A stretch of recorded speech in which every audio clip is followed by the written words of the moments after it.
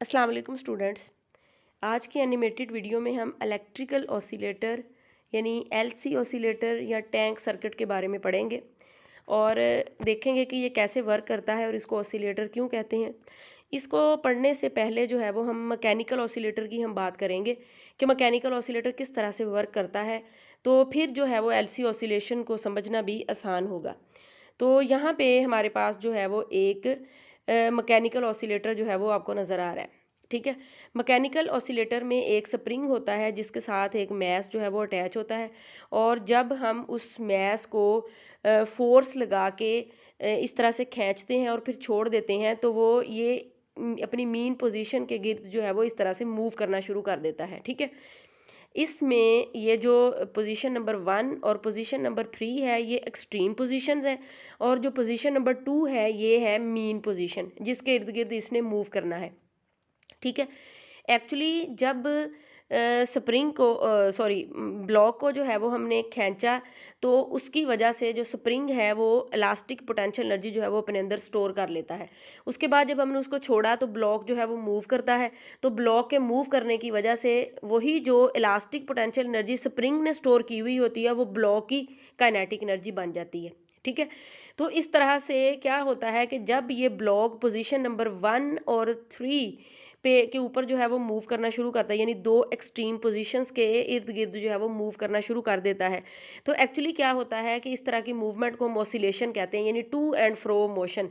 ये यानी position number 2 जो है वो मेन पोजीशन है, यानी इसके इर्द गिर्द जो है वो ऐसे मूव करना शुरू कर देता है। तो एक्चुअली एनर्जी की ऑसिलेशन भी हो रही होती है इस वक्त। कैसे एनर्जी, कौन सी ऑसिलेशन हो रही होती है? जब ये पोजीशन नंबर 1 पे होता है तो उस वक़्त ये अपनी स्ट्रेचिंग हालत में होता है जिसकी वजह से स्प्रिंग के पास होती है इलास्टिक पोटेंशियल एनर्जी। ठीक है। और जब ये मूव करता हुआ पोजीशन नंबर 2 की तरफ जाता है तो ब्लॉक की वेलोसिटी, यानी ब्लॉक ने मूव करना शुरू कर दिया, ब्लॉक की वेलोसिटी है, इट मीन्स ब्लॉक की काइनेटिक एनर्जी है। वो ब्लॉक की जो काइनेटिक एनर्जी है वो एक्चुअली स्प्रिंग की जो स्टोर की हुई इलास्टिक पोटेंशियल एनर्जी है वो वही एक्चुअली ब्लॉक की जो है वो काइनेटिक एनर्जी में कन्वर्ट हो जाती है। ठीक है। उसके बाद जब ये पोजीशन नंबर 2 पे होता है तो ब्लॉक की काइनेटिक एनर्जी मैक्सिमम होती है और स्प्रिंग जो है उसकी सारी की सारी पोटेंशियल एनर्जी जो है वो उस वक्त ब्लॉक की काइनेटिक एनर्जी में कन्वर्ट हो चुकी होती है। ठीक है। फिर जब ये पोजीशन नंबर 2 से होता हुआ 3 की तरफ जाता है तो अगेन जो है वो काइनेटिक एनर्जी कम होना शुरू हो जाती है, और क्योंकि 3 पे पहुंच के जो है वो एक लम्हे के लिए रुकता है ब्लॉक, तो सारी की सारी जो है वो काइनेटिक एनर्जी उस वक्त फिर स्प्रिंग की इलास्टिक पोटेंशियल एनर्जी में कन्वर्ट हो जाती है। ठीक है।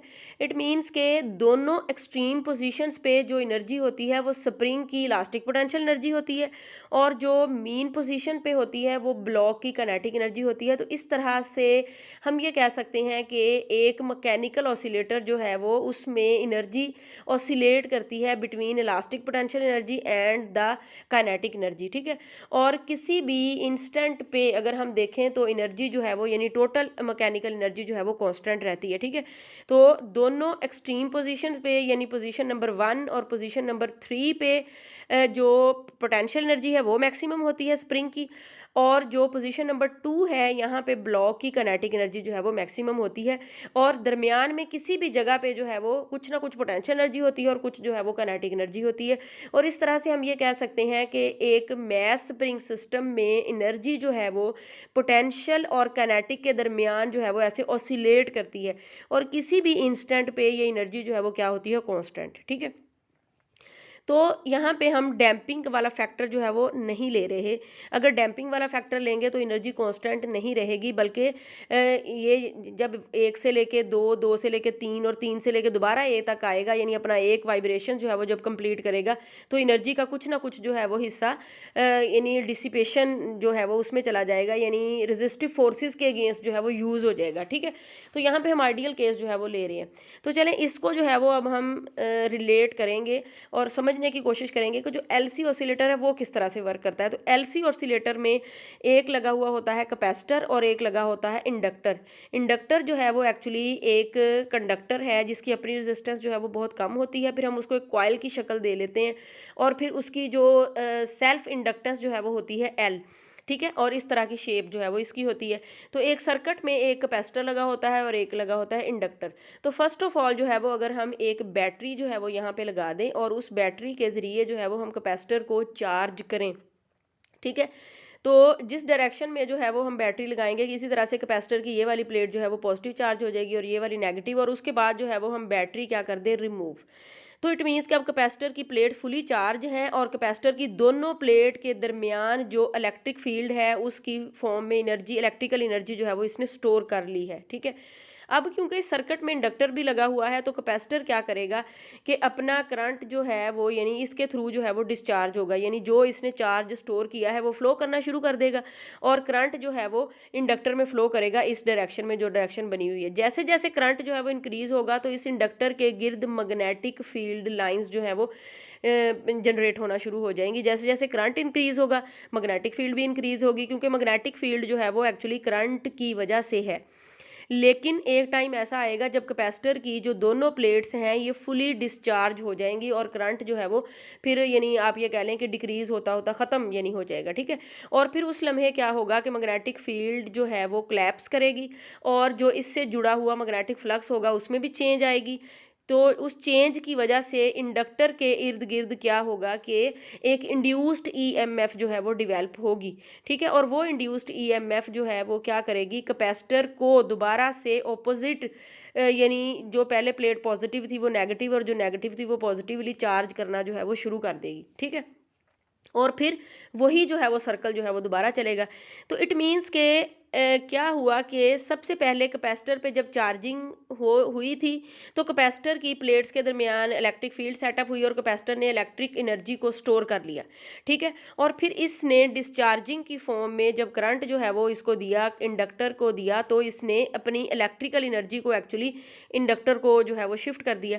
इलेक्ट्रिकल एनर्जी जब यानी करंट की फॉर्म में इंडक्टर के ऊपर शिफ्ट हुई तो क्या हुआ कि इसके गिर्द मैग्नेटिक फील्ड आई और इंडक्टर ने उसको यानी मैग्नेटिक फील्ड की फॉर्म में जो है वो मैग्नेटिक एनर्जी को स्टोर कर लिया, ठीक है। और फिर उसी एनर्जी को दोबारा जो है वो फिर कैपेसिटर को दिया और कैपेसिटर जो है वो अगेन चार्ज हो गया। तो इस तरह से क्या हुआ कि कैपेसिटर की इलेक्ट्रिकल एनर्जी कन्वर्ट हुई इंडक्टर की मैग्नेटिक एनर्जी में और दोबारा से इंडक्टर की मैग्नेटिक एनर्जी शिफ्ट होगी दोबारा से कैपेसिटर की इलेक्ट्रिकल एनर्जी में। तो बिल्कुल वही सिचुएशन बन गई जो कि मैस स्प्रिंग सिस्टम में थी कि एक एनर्जी जो है वो दूसरे को और दूसरा जो है वो पहले को, उसका गिव एंड टेक जो है वो शुरू हो गया और ये सर्किट जो है वो फिर फ्री रनिंग में मतलब शुरू हो गया। अब ये चलता रहेगा इसी तरह से, एक एलिमेंट दूसरे को एनर्जी देगा और दूसरा जो है वो अपनी स्टोर की हुई एनर्जी पहले एलिमेंट को देगा, ठीक है। और यहाँ पे भी अगर हम गौर करें तो ये वाला अब हमने गौर करना है इस एनर्जी का जो हमें ग्राफ जो है वो नज़र आ रहा है। तो जो रेड कलर का एनर्जी का ग्राफ है वो कैपेसिटर का है और जो ब्लू कलर का है वो इंडक्टर का है। तो आप देख रहे होंगे कि पोजीशन नंबर 1 और 3 जो ऑसिलेटर की थी ना, वो जो मैकेनिकल ऑसिलेटर की थी, वो यहाँ पे सिचुएशन रिलेट की गई है कैपेसिटर के साथ, यानी 1 और 3 पे जो सिचुएशन है वो कैपेसिटर की है और जो 2 पे वो सिचुएशन है वो इंडक्टर की है।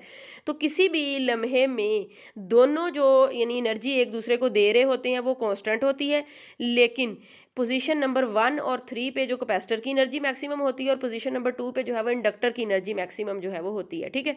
तो इस तरह से किसी भी लम्हे में अगर हम एनर्जी का देखें, अगर ये ग्राफ भी हम एनर्जी का देखें जिसमें रेड और ब्लू जो है वो जैसे वेव शेप की फॉर्म में किया गया है, तो दोनों एनर्जीज जो है वो एक दूसरे को गिव एंड टेक है। एक जो है वो मैक्सिमम होती है तो दूसरी मिनिमम होती है, एक मिनिमम होती है तो दूसरी मैक्सिमम हो जाती है, लेकिन क्या होता है कि टोटल एनर्जी जो है वो मतलब कांस्टेंट रहती है, ठीक है। इस तरह से एनर्जी ऑसिलेट करने लग गई ना बिटवीन इलेक्ट्रिकल और मैग्नेटिक, ठीक है। तो इसीलिए इसको जो है वो LC ऑसिलेटर का जो है वो नाम देते हैं। अब अगर बैटरी नहीं भी लगी हुई होगी तो ये इसी तरह से चलता रहेगा, एनर्जी का गिव एंड टेक जो है वो चलता रहेगा, ठीक है। लेकिन इस सर्किट में भी अभी हम रेजिस्टेंस को नहीं ले रहे रेजिस्टेंस को नहीं ले रहे। जैसे हमने मैकेनिकल ऑसिलेटर में कहा था कि अगर डैम्पिंग होगी तो ये केस नहीं होगा। डैम्पिंग में क्या होता है कि पहले जो है वो एम्पलीट्यूड मैक्सिमम होता है लेकिन आहिस्ता आहिस्ता जो है वो ऐसे ख़त्म हो जाता है, क्योंकि वही एनर्जी जो पोटेंशियल एनर्जी ने कनेटिक में कन्वर्ट होना था, कनेटिक में पोटेंशियल में कन्वर्ट होना था, लेकिन हर चक्कर में, हर वाइब्रेशन में, हर साइकिल में क्या हुआ कि एनर्जी जो है वो कुछ ना कुछ रेजिस्टिव फोर्सेस के थ्रू, डैम्पिंग के थ्रू जो है वो डिसिपेट होने लग गई। तो फिर क्या होगा कि सारी की सारी एनर्जी जो है वो यानी एक दूसरे में कन्वर्ट नहीं होगी बल्कि कुछ ना कुछ जो है वो डैम्पिंग में चली जाएगी। तो बिल्कुल इसी तरह से इलेक्ट्रिकल ऑसिलेशन में भी यही होता है। यहाँ पे हम रेजिस्टिव फोर्सेस नहीं ले रहे, लेकिन जाहिर सी बात है रेजिस्टेंस होती तो है और उस रेजिस्टेंस की वजह से भी क्या होगा कि यहाँ पे भी एनर्जी एनर्जी जो है वो डिसिपेट जो है वो होगी। लेकिन ये आइडियल जो है वो सिचुएशन हम ले रहे हैं कि जिसमें एनर्जीज़ जो है वो टोटल एनर्जी मैग्नेटिक एनर्जी जो है वो इलेक्ट्रिकल में और इलेक्ट्रिक एनर्जी जो है वो मैग्नेटिक में कन्वर्ट होगी। और ये इस तरह से यानी ऑसिलेट करता रहेगा जब तक टाइम मतलब चलता रहेगा, ये ऐसे ऑसिलेट जो है वो करता रहेगा, रुकेगा नहीं। ठीक है, तो इसीलिए इसको जो है वो ऑसिलेटर का जो है वो नाम देते हैं। ठीक है, गिव एंड टेक होता रहता है एनर्जी का, एक से दूसरी में, दूसरी का पहले में। ठीक है, तो इस तरह से एक एलसी ऑसिलेटर सर्किट जो है वो वर्क करता है। ये रेडियो ट्रांसमीटर, रिसीवर्स वगैरह में और भी बहुत सारे यूज़फुल सर्किट्स में इसको जो है वो यूज़ किया जाता है। और इसकी जो फ्रीक्वेंसी होती है उसका फार्मूला होता है 1/2 पाई अंडर रूट LC। इसमें L जो है वो इंडक्टर की इंडक्टेंस है और C जो है वो कैपेसिटर की कैपेसिटेंस है। ठीक है, तो उम्मीद है कि इस तरह से आपको LC ऑसिलेटर की वर्किंग जो है वो समझ आ गई होगी कि किस तरह से एनर्जी जो है वो ऑसिलेट करती है। तो आपने एनिमेशन में भी यानी कैपेसिटर जब चार्ज हो रहा होगा उस वक्त आपने देखना है, और फिर उसके बाद जो है वो जिस तरह से इंडक्टर में से करंट जब गुजरता है और मैग्नेटिक फील्ड की फॉर्म में ये एनर्जी स्टोर करता है, तो इस तरह से देखना है। इसी तरह से ये वाली जो ग्राफ है ये कैपेसिटर की जो प्लेट की चार्जिंग है उसके बारे में है, और ये जब करंट गुजरता है उसके बारे में है। क्योंकि करंट जो है वो अपनी डायरेक्शन चेंज करता है, एक में जो है वो पहले इस डायरेक्शन में गुजरता है, लेकिन अगले ही लम्हे जो है वो करंट की डायरेक्शन जो है वो चेंज हो जाती है और दोबारा जो है वो ये अब इस डायरेक्शन में जो है वो पास करता है। तो एक दफ़ा जो है वो काउंटर क्लॉकवाइज और एक दफ़ा जो है वो क्लॉकवाइज। ठीक है, तो इस तरह से मैकेनिकल ऑसिलेटर की रिजेंबलेंस की वजह से एलसी ऑसिलेटर को समझना जो है वो थोड़ा आसान हो जाता है।